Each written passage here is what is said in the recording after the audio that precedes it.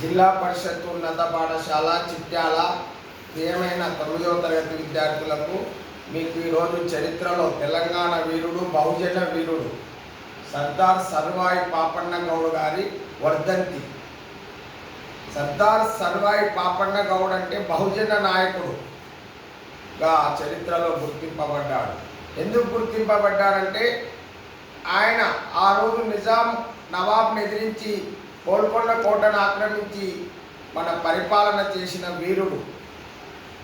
ఆయన గురించి మనం చరిత్రలోకి వెళితే ఈ సర్దార్ సర్వాయి పాపన్న గౌడ్ ఒక గౌడ కులస్థుడు. వరంగల్ జిల్లా, ప్రస్తుతం జనగామ అంటారు. అక్కడ రఘునాథపల్లి మండలంలో కిలాషాపూర్ అనే గ్రామంలో ధర్మన్న గౌడ్, నాసగోడి ధర్మన్న గౌడ్, సర్వమ్మ అనే పుణ్య దంపతులకు జన్మిస్తారు. వాళ్ళ తండ్రి పేరు నాసగోడి ధర్మన్న గౌడ్, ధర్మన్న దొర అని కూడా పిలిచేవాళ్ళు. ఎందుకంటే పేదలకు సాయం చేస్తుండేవాడు. ఆ సందర్భంగా వాళ్ళ అమ్మ సర్వమ్మ, అందుకే ఆయనకు సర్దార్ సర్వాయి అంటే సర్వమ్మ. పాపన్న గౌడ్ అంటే వాళ్ళ అమ్మ అతన్ని పాపడు అని పిలుచుకునేవాడు తల్లి ప్రేమతో, అందుకే ఆయన పాపన్న గౌడ్ అని పేరు తల్లి. అట్లా ఈయన ఎల్లమ్మ భక్తుడు. ఎల్లమ్మ ఊళ్ళల్లో ఉంటారు అంటే శివభక్తుడు. వీళ్ళ వంశస్థులు కూడా శివుడిని ఆరాధించేవాళ్ళు, ఎల్లమ్మ భక్తులు.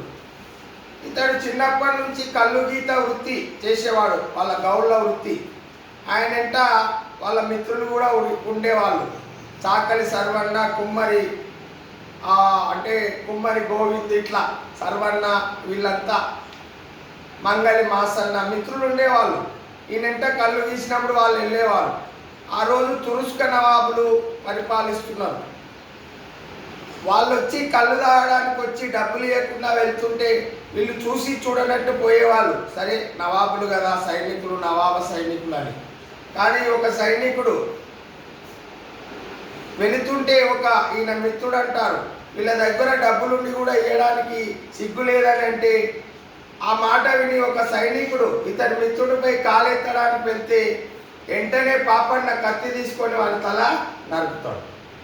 అప్పుడు పాపన్న వీధికి వాళ్ళు తిరుగుబాటు చేస్తారు. ఆ తురుస్క నవాబులు, నిజాం నవాబు సైనికులంతా వెంటనే వాళ్ళని ఎదిరించి ఆ రోజు నుంచి ఈయన గెరిల్లా పోరాటం చేస్తాడు. సొంతంగా సైన్యాన్ని స్థాపించి వీళ్ళ అహంకారాన్ని అంచాలని గోల్కొండ కోటను ఆక్రమించి అట్లా తెలంగాణలో పరిపాలన చేసిన మొట్టమొదటి వీరుడు సర్దార్ సర్వాయి.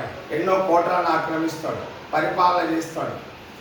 కనుక ఇతని బామర్ది ఒక ముస్లిం నాయకురాలి కూతుర్ని పెళ్లి చేసుకుంటే వీళ్ళ బామర్ది ఉప్పందిస్తే ఈయనను చంపడం జరుగుతుంది. ఈయన పుట్టింది 1650, ఏది ఆగస్టు 18న ఈయన జయంతి.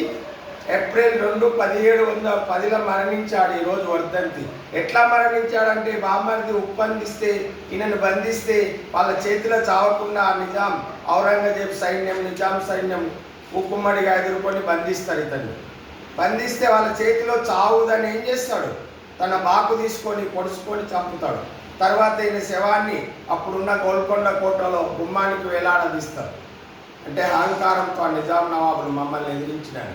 ఏది ఏమైనప్పటికీ ఒక బహుజన వీరుడుగా తెలంగాణలో బహుజన సామ్రాజ్యాన్ని స్థాపించిన మహావీరుడు ఎవరు?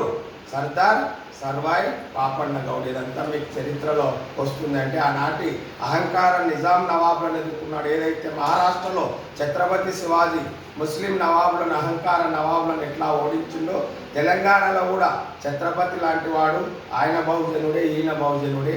ఎవరు? సర్దార్ సర్వాయి పాపన్న గౌడ్. కనుక అటువంటి వీరుల చరిత్ర మీకు తెలుసుకోవాలి. మన తెలంగాణ ప్రభుత్వం కూడా 2022 అక్టోబర్ 30న ఒక ప్రభుత్వ ఉత్తర్వు విడుదల చేసింది. ఎందుకంటే ఈయన జయంతిని, వర్ధంతిని ఈరోజు మన తెలంగాణ రాష్ట్రమంతా నిర్వహించుకుంటున్నారు. ప్రభుత్వ కార్యాలయాల్లో, పాఠశాలల్లో, ప్రభుత్వ ఉద్యోగులు. ఎందుకంటే ఒక బహుజన వీరుడిగా అతని జయంతి, వర్ధంతి నిర్వహించుకోవాలని ప్రభుత్వ ఆదేశాలు కూడా ఉన్నాయి. కనుక మీరు ఇటువంటి వీరుల చరిత్ర చదువుకొని మీరు కూడా దేశభక్తి, మన దేశ సమైక్యతతో తోడ్పడాలని వివరిస్తున్నాను.